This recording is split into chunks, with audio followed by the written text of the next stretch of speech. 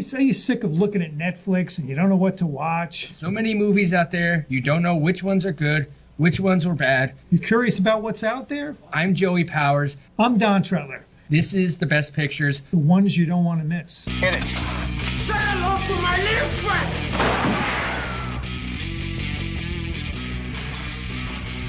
Frankly, my dear, I don't give a damn. Winners go home and the prom queen. English, motherfucker, do you speak it? Everyone in this room is now dumber for having listened to it. I don't deserve this. Deserves got nothing to do with it. No sequel for you.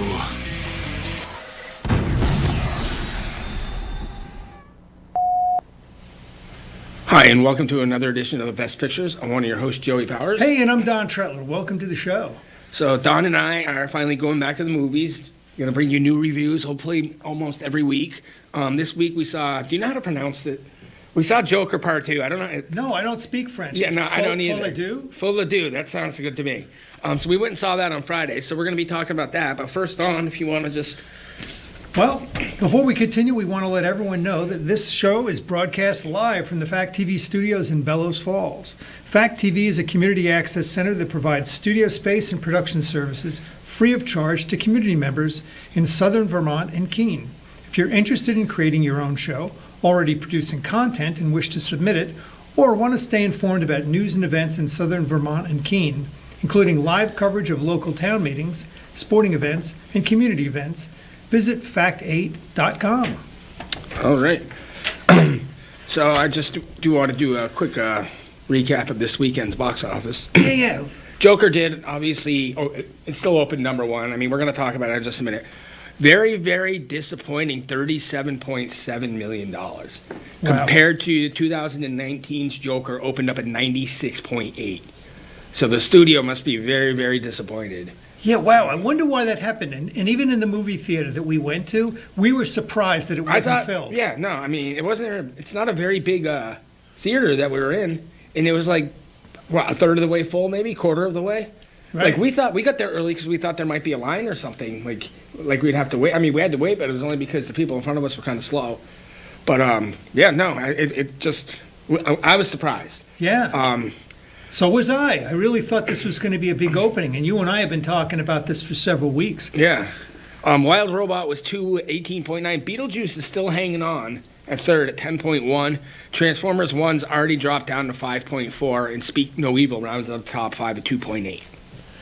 Wow. So, but yeah, 37.7 versus 96.8.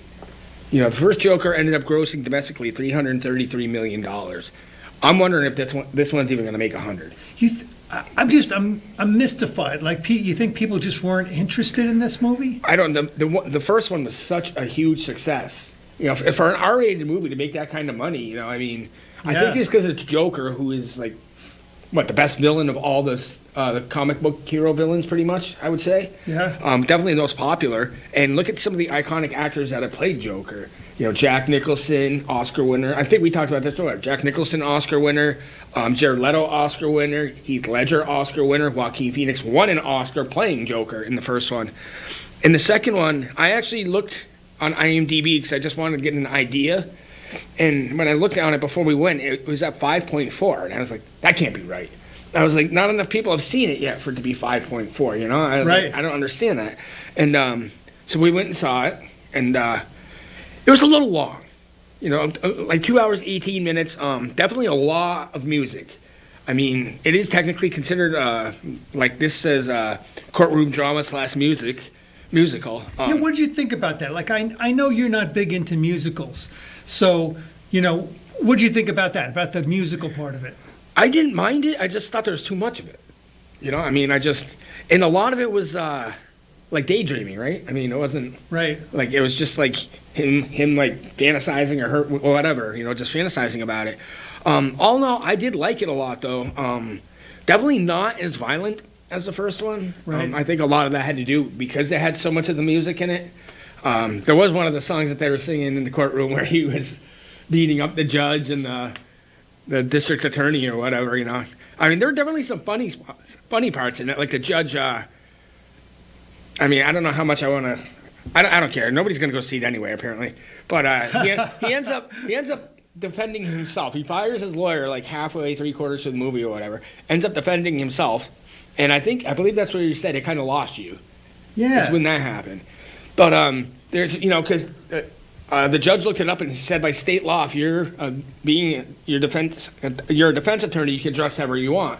That's why Joker was dressed up as a Joker, and the district attorney calls the midget from the first movie up, and so Joker goes to cross-examine him, and he's like, I just want to let you know, this is a courtroom still. Do not turn this into a circus. And he looks over at the midget. And he's like, don't you think we're a little late for that? You know, like, right. It's a good line. Yeah, no, it was kind of funny because he looked right at him and he's like, kind of late for that. You know. Well, this movie, it started off with like a cartoon, almost like a Looney Tunes, which was cartoon. stupid. But I was wondering, tell me what you think about this, because it kind of occurred to me, like after watching it, that I thought they were trying to get to this thing of like. What's his name? Like the psychologist Carl Jung, right? Like Jungian psychology in The Shadow. Let me read you like what it says. The shadow is that hidden, repressed, for the most part, inferior and guilt-laden personality whose ultimate ramifications reach back into the realm of our unconscious. So, let's see. The shadow as a concept comprises everything the conscious personality experiences as negative. In dreams and fantasies, the shadow appears with the characteristics of a personality of the same sex as the ego, but in very different configuration.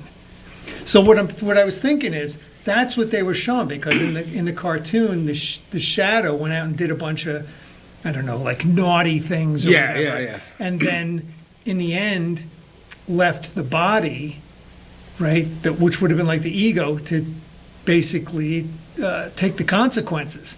And I was thinking that's what they were leading to. So you had like two parallel storylines. You had the romance part where the Joker guy falls in love with Lady Gaga, which I thought worked. Yeah. And they had the musical, because most of the music had to do with the love affair. So right, and exactly. I thought it was pretty good. I mean, yeah. Joaquin Phoenix is not as good a singer as Lady Gaga, so no. It's a little but bit. I think me and you and Colin were talking about it after too, though. I almost don't think he was supposed to be good, right, as the Joker. I think that was kind of like the point. Like, I mean, he is a good singer. I mean, we've seen Walk the Line. I mean, the guy has a good voice. But I've never really. I don't even think I know any Lady Gaga songs, but she does have a very good voice. Yeah. And I was very surprised she actually can act. Like, I thought she was she held her own with Joaquin Phoenix, who I think is one of the best actors of his generation, I thought their chemistry was great. I thought Brendan Gleeson was great. Brendan Gleeson is always great, but he was, he's been kind of a jerk in a couple other movies, too. But Catherine Keener was in it. She played his lawyer. She was good. She was good, yeah. She was very good. But yeah, so I thought like the storyline of the romance worked good. And then there was a storyline that like involves like the shadow or whatever, where she actually says to him as his defense attorney that she said, well, she was trying to play up that he had like a multiple personality disorder. Right, yeah. That it wasn't him, right, the Arthur Fleck, that it was this alternate personality of the Joker was the one that actually committed these crimes. Right. So that was kind of like the setup for the whole thing, and then they did the trial, which I thought was kind of supposed to bring that out. But he fires the lawyer, right? Decides to wear the Joker makeup in the court, which at that point I was kind of like, wow, like now what, because any movie you've seen, any movie or in real life, when somebody decides to be their own lawyer, it's always a disaster. Right, exactly, yeah. And you knew it was kind of gonna be. I mean, right. Because I don't know. I mean, it just. But I think that's where I lost the movie. Once he started defending himself, and yeah, because I thought it was gonna. I thought somehow they were gonna try to play up that shadow aspect, and I don't know that they did that. I don't know that they really like. After that, I was kind of like lost with that storyline. I didn't know what they wanted us to think. What did you think? I'm sorry. I'm like no, that's fine. I mean, I kind of get it. Like at some point, you're kind of like, okay, this is kind of a joke at this point, where he's like dressed up as the Joker, defending himself in court. Like that would never, ever, in reality, ever happen. Like, do you think he put on the makeup to say that this is my alternate personality or whatever? Or like he was in his right mind? Because when you think about somebody that's on trial, usually they're trying to they're pleading insanity. So they're trying to say like, oh, I didn't know what I was doing. Right, right. But did he know? Did he know what he was doing? I don't know. That's a good question because I don't know. That's a good question because I thought exactly what you thought. That I thought they were going to try to play the whole split personality, and I honestly thought for a second he might get off if that was how it was going to go. Yeah. And that they'd end up keeping him in an insane asylum as opposed to, I mean, whatever. Arkham is an insane asylum, I guess, but like a less violent one, because he was in there with some pretty heavy hitters, and she actually committed herself on purpose just to meet him. Right. You know, and that was just. That was exciting because I'll tell you, when there was a point where, I don't know, spoiler alert, Like I said, nobody's going to watch it anyway. It gets a 5.3, by the way. She tells him a whole story at the beginning, right, when they first meet. And then she's in prison, visiting him in prison, and says basically everything she told him was a lie. Well, the lawyer told him first, remember? Right. Yeah, his lawyer told him, and at first he didn't believe her. And then the more detailed she got into it, you could kind of tell he's like, okay. And that's when he questions it to her when she comes and visits him. And then she just says all this stuff. And it's like, she lied to you about everything, dude. How can you trust this lady? Right. You know? I thought that was going to take off and do something different. I was like, wow, now that's exciting. Now something wild is going to happen. And they didn't really do much with it. It just kind of dropped. Like he just accepted her and the lies that she told. Exactly, yeah. That's exactly what happened. But, so I don't know. A lot of the reviews and stuff that I've looked at for this, I think they kind of agree because the performances, like we both could pretty much say, the performances were good. Joaquin Phoenix was real good. Lady Gaga was good. Brendan Gleeson was good. Catherine Keener. Cast. Yeah. The look of this movie, it was really good. I mean, they really had me going. Like halfway through this movie, I'm thinking, I don't know where this is going to go. This is pretty exciting. Yeah. So I think where it really veered off was story. I think somehow they didn't really think this out too well. They thought they could just sell us anything. Yeah, no, you're right. Sorry, I was just.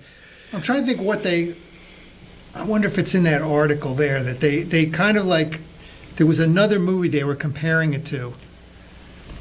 This article? Yeah, they were comparing it to another movie, and I felt like they said both of these movies they were just trying to sell us a bunch of baloney. So by comparison, the first one gets an 8.4. Yeah. Which is very high. It's an IMDb top 100. And it's still 8.4. It's still it hasn't 8.4. dropped from that. No. In 5 years. I didn't realize it's been 2019. Oh my God, it's been 5 years since we saw that? And I mean I can't argue. That movie's definitely a much better movie than the second one. That's one of my, I don't know. I have like 200 top 10 favorite movies. Yeah. That's one of them. But and then no, it's a great movie. The second one, like I said, I'd still watch it again. Me and Colin were talking yesterday. He said he would give it a 6.8, and he would give it a 7 if he didn't count the cartoon at the beginning. And I told him I don't count the cartoon as part of the movie, and I give it a 7.5 because I did still really like it. What would you? And I would probably give it a 6. 6, I'd say right even, like right on the even. Good right enough to watch. Yeah. Good enough to watch. But I just feel like it lets you down. And a matter of fact, this is kind of sad. Is that sometimes you have sequels, and the sequel should actually add to the movie. I feel like this one took away from the first movie because then you're like going like, wait a minute, if I didn't like this, how did I like the first one so much? Like what was?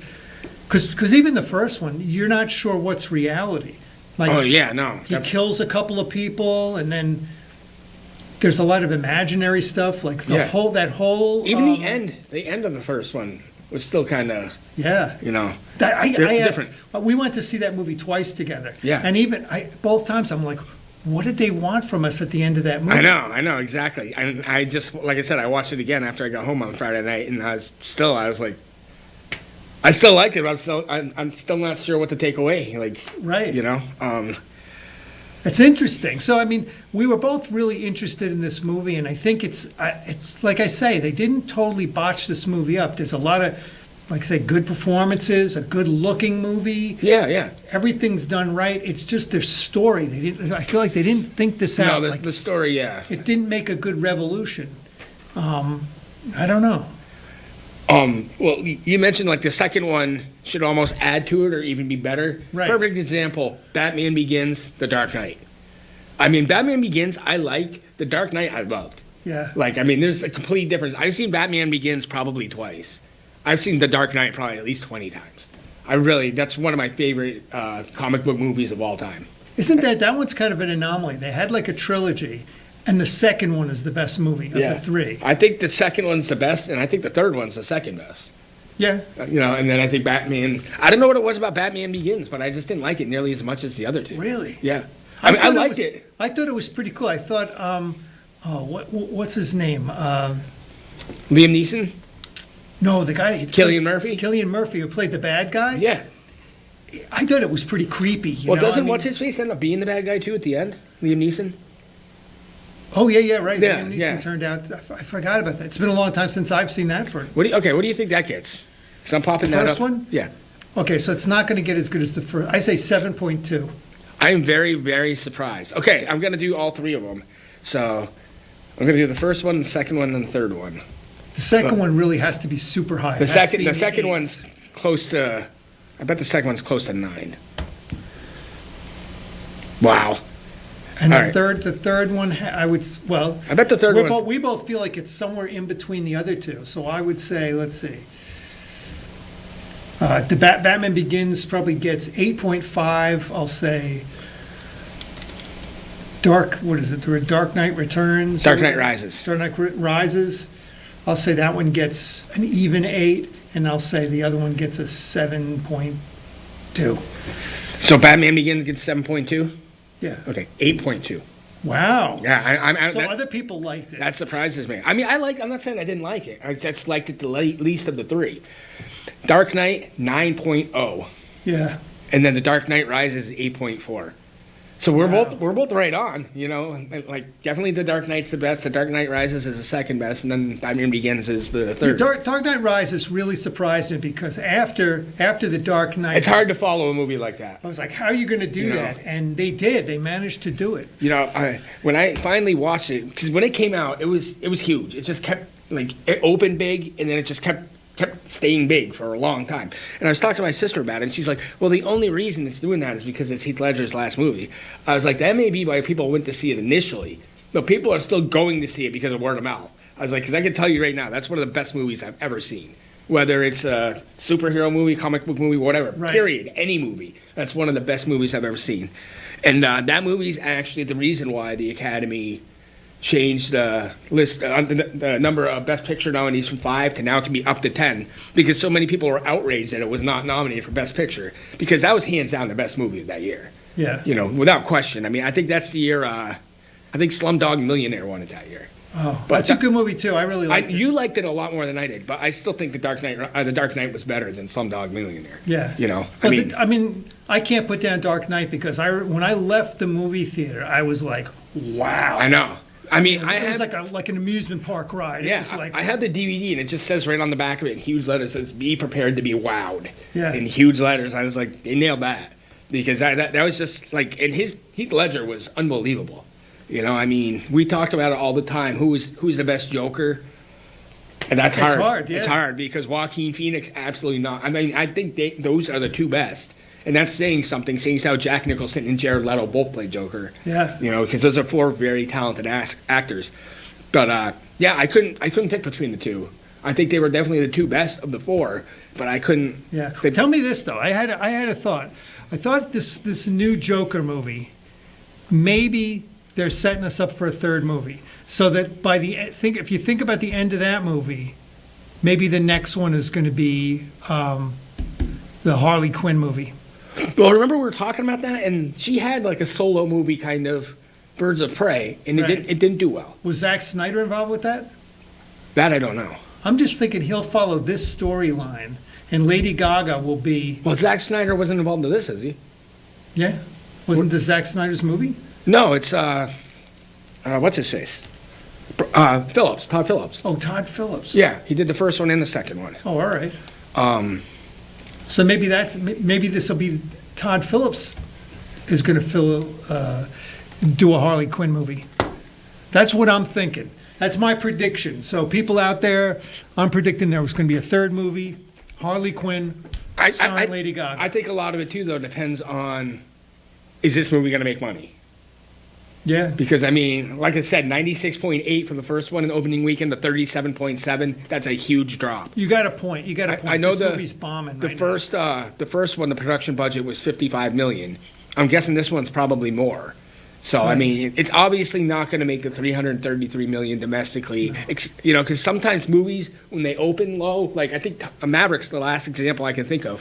It opened right at expectations, but it didn't slow down for a long time. It was in the top 10 for like 9 or 10, or top 5 for like 9 or 10 straight weeks, and it ended up grossing over $700 million.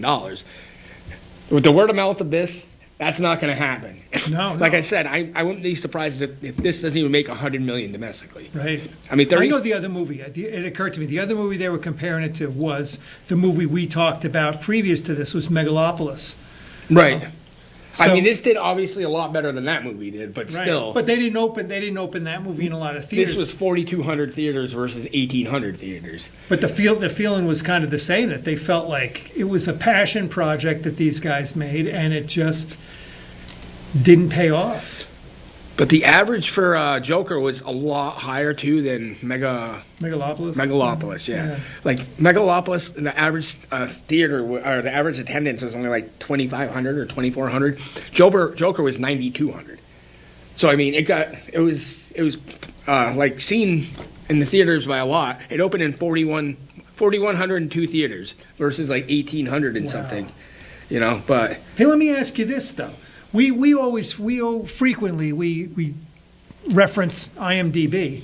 Have you signed up? Are you like registered with I'm IMDb not. to rate movies? They keep trying to get me to. Me either. We should do this. I know we should. Then we could be rating these movies ourselves. Like, I don't know. Like I say, I would give this a 6 because it's almost, you know, we're talking about this, and I'm almost curious enough that I want to watch it again.